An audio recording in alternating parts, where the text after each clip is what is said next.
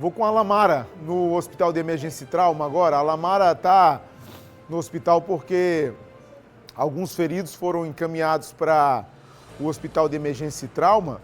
Um deles, uma moça, teve a mão decepada. A Lamara Barros fala ao vivo de lá. Lamara. Olha só, Fábio, a gente, como eu falei, né, a gente passou a tarde lá no Hospital de Trauma, a gente conversou com o doutor Laércio Bragante, porque vieram 7 pacientes encaminhados para o Hospital de Trauma. E a gente acabou de receber uma informação agora da assessoria lá do hospital, que chegou mais um paciente agora no finalzinho da tarde, então no total são 8. E que 5 já foram liberados, né? Ou seja, 5 pacientes já foram liberados. O primeiro paciente foi uma criança de 8 anos de idade, que foi a que recebeu primeiramente aí alta, e agora até o exato momento mais 4, né? Então, 5 no total e 3 seguem internados ainda. Um desses 3 é a jovem de 18 anos, a Ana Luísa, que infelizmente teve a mão direita amputada. Mas vamos ouvir agora o doutor Laércio, que ele traz mais detalhes sobre o estado de saúde desses pacientes e de todo o trabalho que está sendo feito, né, todo acompanhamento e cuidado através do Hospital de Trauma. Todos esses pacientes passam por uma bateria de exames, absolutamente todos os exames necessários, com avaliação de todas as especialidades médicas voltadas para o atendimento de emergência.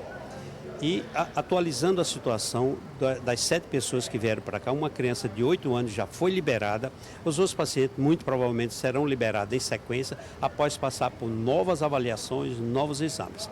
De todos, a paciente mais grave era uma jovem de 20 anos que sofreu uma amputação da mão direita. Passou pelo atendimento cirúrgico. Esse atendimento cirúrgico é extremamente importante para garantir o local, para manter uma estética melhor possível e garantir que em breve ela possa colocar uma prótese. O ferimento, além desse caso da amputação, que é a chamada amputação traumática, ou os pequenos ferimentos de fragmentos de vidro do ônibus que quebrou, enfim, pequenas lesões, podemos considerar assim, diante da possibilidade de uma catástrofe. Mas todos eles são considerados importantes para nós e, obviamente, o atendimento adequado já foi feito e continuará. E olha só, o motorista do ônibus envolvido aí no acidente já se apresentou, prestou depoimento e a gente ouviu o delegado Francisco lá da região de Pilões. Vamos ouvi-lo.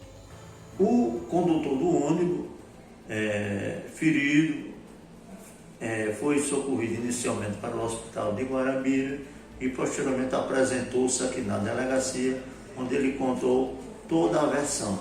Ele foi submetido ao teste do bafômetro, onde constatou 0 grau, exibiu a sua habilitação compatível para conduzir o ônibus e, segundo ele, desenvolvia naquele horário uma velocidade entre 25 a 30 km, já que era uma curva, uma estrada sinuosa, um declive muito grave, e com o uso excessivo do freio pode ter estourado o que nós chamamos de balão do ar. E olha só, a assessoria da Prefeitura de Pilões informou à imprensa que o ônibus era alugado e quando o processo licitatório foi feito, havia a obrigação de que o proprietário do veículo mantivesse o transporte em boas condições com motorista habilitado. A assessoria de comunicação declarou ainda que vai instaurar um procedimento administrativo para apurar as causas do acidente. No entanto, reforça que o veículo havia passado por revisão recentemente. Infelizmente, né, essa tragédia nesse início de mês, onde mais de 30 passageiros aí foram atingidos por esse acidente, muitos feridos, 2 mortes de 2 adolescentes e mais essa jovem que teve a mão direita amputada, né? Graças a Deus, os demais estão recebendo aí alta, estão saindo já do Hospital de Trauma e seguindo para o seu convívio normal com familiares. Fábio, volto com você. Dá para a gente ver nas imagens do ônibus e imaginar os momentos de terror vivido por essas crianças, esses adolescentes, esses jovens dentro desse ônibus. A agonia que eles passaram dentro desse ônibus. Imagino que a Antonella e o Gustavo estavam do lado direito, nessa fileira da direita de cadeiras, porque o trauma, o choque com o solo para onde o ônibus ficou virado. E aí tem um detalhe, esse ônibus ficou escorado nesse poste que vocês estão vendo aí. Existe uma ribanceira aí que dá mais de 1 quilômetro de ribanceira, ladeira abaixo. Se esse ônibus não fica pendurado nesse poste, quando ele tomba, se ele não fica escorado nesse poste, esse ônibus ia descer ribanceira abaixo e a gente ia ter uma tragédia ainda maior. Nós teríamos uma catástrofe aí se esse ônibus desse a ribanceira. Essa região é toda de muita ladeira, de muita ribanceira, é uma região perigosa. Mas eu quero chamar a atenção, eu não vou aqui antecipar a culpa de ninguém, eu não estou aqui para isso, mas eu quero chamar a atenção das condições desse veículo. Veja, quando a gente fala, o uso excessivo do freio, como assim o uso excessivo de freio? O veículo tem freio para ser usado. Se o freio de um veículo ele dá uma pane, é uma questão de manutenção de veículo, certo? Essa imagem não me mostra, mas tem uma imagem que eu assisti hoje, que é o carro com os pneus para cima, que para mim está claro, pneus carecas. Pneus carecas. O que me deixa à vontade para questionar, eu não vou ser cabal no meu comentário, mas para questionar a manutenção desse veículo. De responsabilidade de quem? Da prefeitura. A imagem está de longe, não dá para ver. Tem uma imagem mais próxima. Eu não vou aqui cravar de quem é a culpa, mas eu fico à vontade para questionar a manutenção desse veículo. Sabe por quê? Quando a gente diz assim, olha, aconteceu uma tragédia, e essa tragédia poderia ser evitada de alguma forma. Quando a tragédia é evitável, aí, meu filho, é uma questão de falha humana ou falha de equipamento. E se for isso que aconteceu, a gente vai ter que apurar com muita calma, a polícia vai ter que apurar com muita calma, porque para além do luto, que é terrível, e não tem nada que a polícia faça, que a prefeitura faça, que eu fale, sabe? Não tem nada que a gente vai fazer que vá diminuir a dor dessa família. Mas para além do luto, tem que ter uma cobrança veemente, porque foram 2 vidas que foram embora. Foram 2 adolescentes que foram embora. Eu vou voltar com o Everton, estou com o sinal dele recuperado, vou com o Everton agora a Guarabira. Everton, você completa a sua informação porque o seu sinal caiu, agora restabelecido, você traz a informação completa.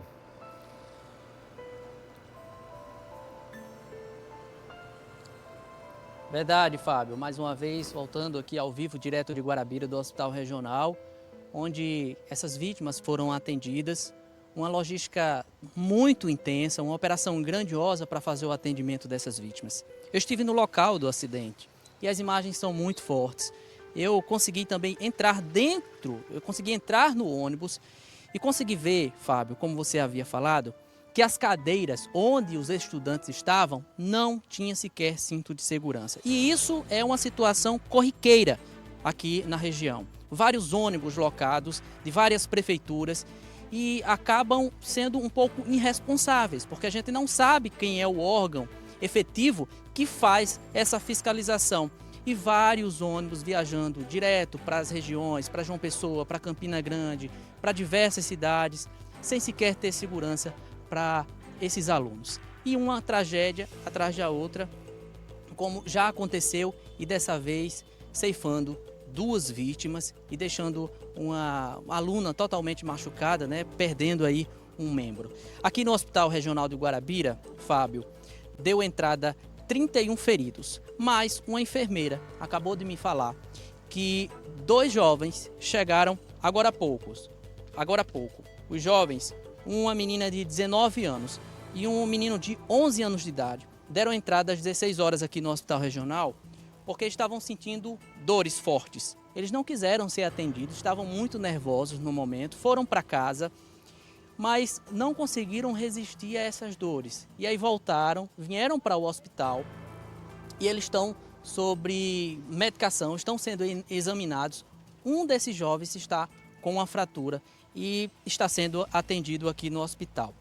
Mais uma vez falando, o Hospital Regional aqui de Guarabira recebeu essa grande quantidade de pacientes hoje pela manhã, várias ambulâncias, Corpo de Bombeiros, SAMU, muitas cidades ajudando com as suas ambulâncias para trazer essa quantidade de pessoas que estavam feridas. Então foi uma movimentação forte, o hospital teve que parar várias alas aqui para fazer o atendimento desses pacientes, né? Alguns deles sendo transferidos para João Pessoa. E quem conversou com a gente foi o diretor clínico Igor Monteiro, que falou mais detalhes de como tudo aconteceu. Vamos ouvir. Recebemos em nossa unidade 32 pacientes, dos quais 2 já chegaram em óbito, paciente de 13 anos do sexo masculino e uma paciente de 16 anos do sexo feminino. Durante o dia, esses 23 pacientes foram reavaliados pela nossa equipe médica, pelos médicos da cirurgia geral, da ortopedia, e todos foram liberados com orientações gerais e prescrição para casa, não ficando nenhum paciente em decorrência do acidente em nossa unidade sob nossa observação. As escolas onde esses alunos estudavam ficaram fechadas durante a tarde, escolas particulares, escolas do município, do estado também, ficaram solidários, enviaram várias notas à imprensa e elas liberaram as aulas aos alunos. Vários diretores ficaram totalmente consternados com toda essa situação.